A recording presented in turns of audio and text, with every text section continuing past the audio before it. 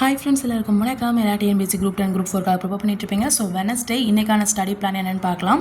So நேற்று வந்து நம்ம என்ன முடித்தோம் அப்படின்னா 6th பாலிட்டியில் நம்ம வந்து பன்முகத்தன்மை அறிதல் வந்து நோட்ஸ் வந்து என்னோட ஓன் நோட்ஸை வந்து ஷேர் பண்ணியிருக்கேன். ஸோ நீங்கள் அதை பார்த்துருப்பீங்கன்னு நினைக்கிறேன்.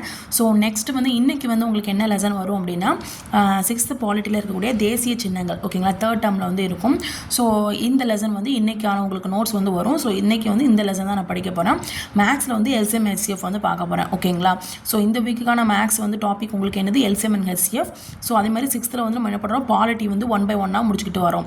ஸோ நெக்ஸ்ட் வீக் வந்து 7th ஸ்டாண்டர்ட் வரும். ஸோ அதுக்கப்புறம் 8th 9th 10th 11th 12th அப்படின்னு சொல்லி 1 by 1 வரும், ஓகேங்களா.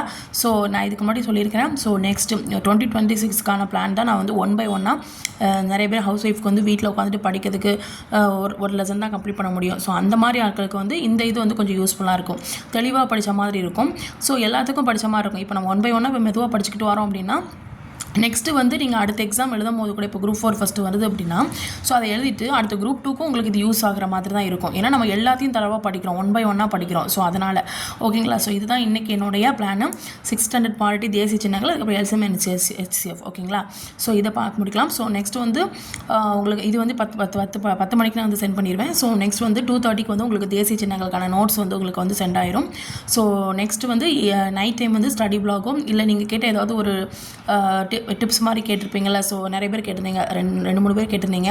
ஸோ எப்படி ஹவுஸ் ஒய்ஃப் வந்து மேனேஜ் பண்ணி படிக்கிறது, ஆஃபீஸ் போகிறவங்க வந்து எப்படி மேனேஜ் பண்ணி படிக்கிறது, ஸோ அதுக்கான வீடியோ அந்த மாதிரி ஏதாவது வரும், ஓகேங்களா. சரி, ஓகே ஃப்ரெண்ட்ஸ், பை.